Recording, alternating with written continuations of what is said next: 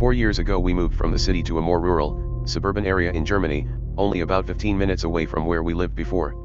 At this point in my life I put so much pressure on myself that I started to experience severe panic attacks and developed some kind of anxiety disorder.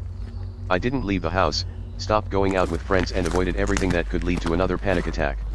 So I thought it would be the best for me to move to a more quiet place, away from all the bars, noise, and stressful city life. As long as I can remember I always wanted to be surrounded by nature and forests instead of fucking car exhaust and crowds of people. Since we lived here I started to get better and I recovered pretty well within the last years, but at the same time I always felt that something's off with me and / or our new hometown. It's hard to explain. I always was hypersensitive to external stimulation, people, or places, even as a kid. Almost every day I'm taking our dogs for a walk into the local forest. We all just love to be outside and enjoy the silence of the woods. There is a cement factory at the entrance of the forest where we often park our car and then go for a short walk. Right after 5 minutes of walking you get to that place. The locals call it Steinkal, which means something like Rockpit in English. Some friends who lived here their whole life told me that the youth scouts are often having their group meetings here, doing campfires, bushcrafting and stuff. I found it to be a very peaceful and calming place to get away from the screens and just sit there for an hour sometimes.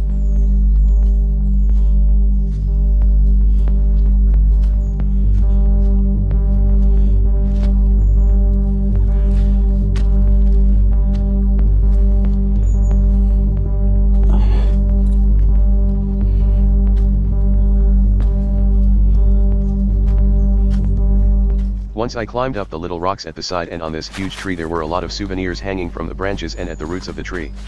I thought it was some kind of handicrafts made by the scouts. But then I asked my friend Laura, who's the same age as me but was also a scout 10 years ago, what this is. She told me that it's a memorial. I asked her what happened and she told me that just 3 years ago some huntsman took his life here. He shot himself in the head with his hunting rifle.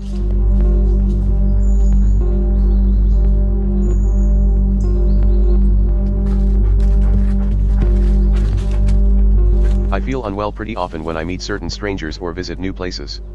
Today at the age of 31 it's like to have an internal indicator if someone's a good or bad person at their heart. It took me my whole life to not let some of those feelings in my gut ruin my entire day, week, or month, because often it was so intense that I started shivering, got shortness of breath or insomnia, which of course are typical symptoms of anxiety, but anyway, this all could be coincidence.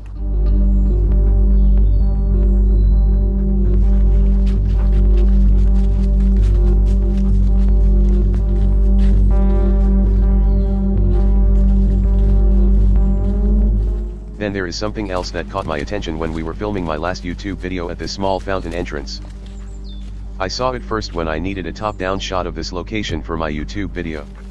I walked up a few steps into the bushes to the right when I saw this huge blue tarp in the middle of the undergrowth.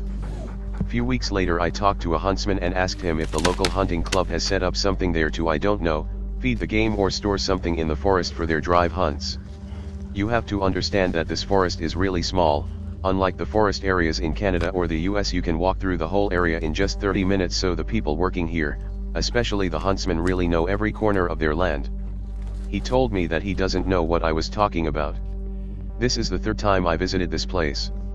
I always thought that maybe it's a tent built by a homeless who lives there, but due to the fact that this forest is privately owned by a very orderly, noble family that never would let anyone live in their woods, I don't think this is the case.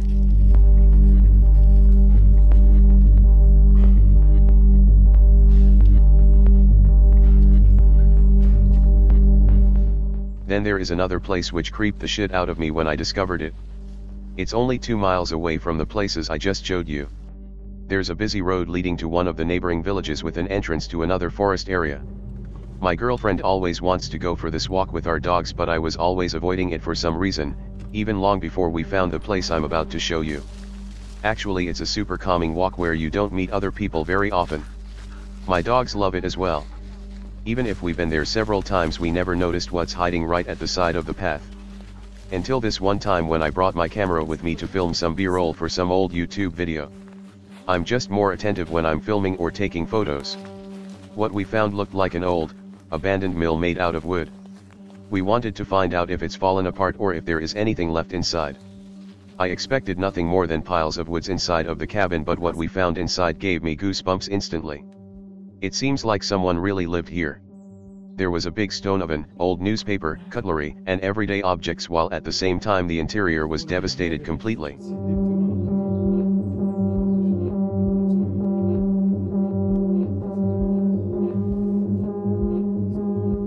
It was at the middle of the day, but I just wanted to leave this place. Leave this place. Leave place. Leave place. Leave. Leave. Leave.